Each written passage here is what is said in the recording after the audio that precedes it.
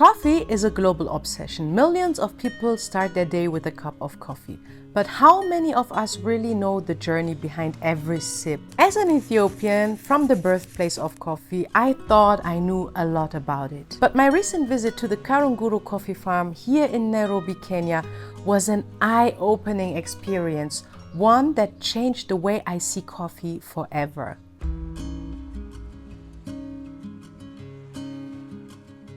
When I arrived at Karunguru Coffee Farm, I was struck by the beauty of the land.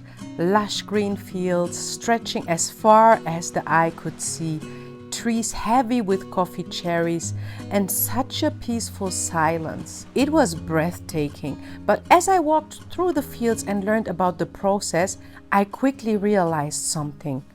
Growing coffee is hard work. Every single coffee cherry is picked by hand. There are no machines here. Workers spend hours in the sun, carefully selecting the ripest cherries. And this is just the first step in a long journey before the coffee reaches your cup. I had no idea how much effort goes into the coffee production. Once the cherries are picked, they go through washing, fermentation, drying, hulling, and grading, each step requiring extreme attention to detail. The farmers have to get everything just right, or else the coffee won't meet international quality standards. And the shocking part, after all this work, most of the profit doesn't go to the farmers. In Kenya, like in most of Africa, farmers export their beans raw as green coffee. The real money is made when the coffee is roasted, packaged and branded, mostly in Europe and North America. That's where the prices skyrocket and companies turn huge profits. Coffee is one of the most traded and most lucrative commodities in the world. Meanwhile, farmers who grow the coffee struggle to make ends meet. One thing that truly shocked me was learning that it's illegal to carry green coffee beans in Kenya without a license. I mean, coming from Ethiopia, where it's common for people to buy green coffee beans on the market and then roast them at home, this was unimaginable. Coffee is a tradition for us, but in Kenya, farmers have to follow strict government rules and regulations. Imagine even carrying just 1 kilogram of green coffee beans here in Kenya without a permit can bring you into serious trouble. Meanwhile, these green coffee beans leave Kenya, get roasted and branded in Europe, and are then sold back to Africa at ridiculously high prices.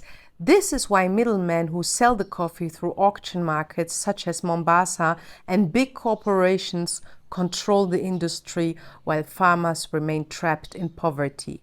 This system didn't just happen by accident, it was designed that way during colonial rule. When the British controlled Kenya, they introduced coffee farming but forbade indigenous Kenyans from growing it themselves. Instead, Africans were forced to work on plantations owned by European settlers, earning low wages while the profits flowed overseas. Even after independence, Kenya's coffee industry remained structured to benefit the middlemen and foreign companies. Kenyan farmers are still locked into a system where they export the raw coffee beans, while the real wealth is made in processing and branding abroad. This legal framework restricts local value addition and keeps profits out of the hands of Kenyan farmers. It's so painful to see how Kenyan farmers who put in all the hard work are basically at the mercy of international traders and middlemen. They don't set the prices and they don't get to negotiate fair wages either. Meanwhile, despite Kenya producing some of the best coffee in the world, in the West, coffee brands make billions selling premium African coffee,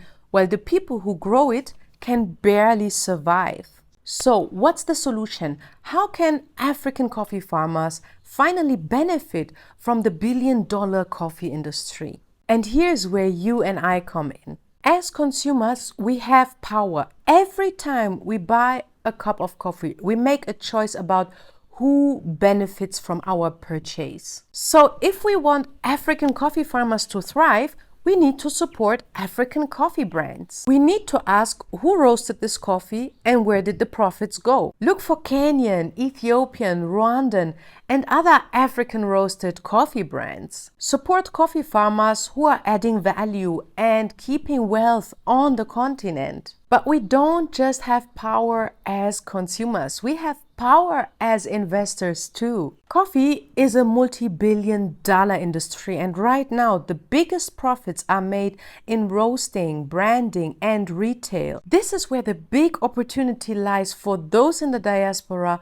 who want to invest in Africa's coffee industry. Imagine if instead of exporting raw coffee, we built local roasting facilities that could process and distribute African coffee brands directly to global markets. This is where African entrepreneurs and diaspora investors can make a huge impact. Right now, there are only a few coffee farms that roast and sell their own coffee locally. But the bulk of production is still exported raw, and this has to change. If more farmers and cooperatives had access to roasting and direct distribution, they could break free from the cycle of exporting raw beans for pennies while Western companies make billions of the final product. The potential is huge, and the best part, this is not just good business, it's about changing the system. It's about making sure that African coffee farmers don't just survive, but finally thrive. Imagine if instead of buying back our own coffee from Europe at sky-high prices, we had thriving Kenyan and African coffee brands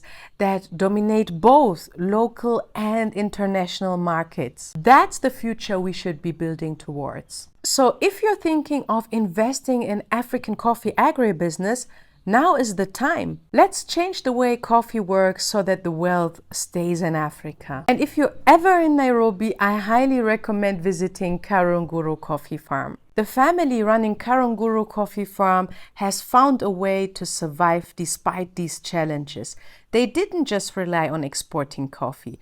They built a business around education and tourism. By offering coffee farm tours, tasting sessions, and direct-to-consumer sales, Karunguru Coffee Farm is trying to break free from the exploitative export system. They are keeping more of the value within Kenya and educating visitors about the realities of coffee farming. It's a chance to learn about the coffee industry, learn about the process, and see firsthand what goes into every single cup of coffee. It's also a way to connect with farmers and see firsthand why value addition is so important. If you found this episode eye-opening, you should definitely watch my interview with the owner of the Karunguru Coffee Farm, which I will upload in the coming days. Let me know what you think in the comments, and I look forward to see you next time. Bye!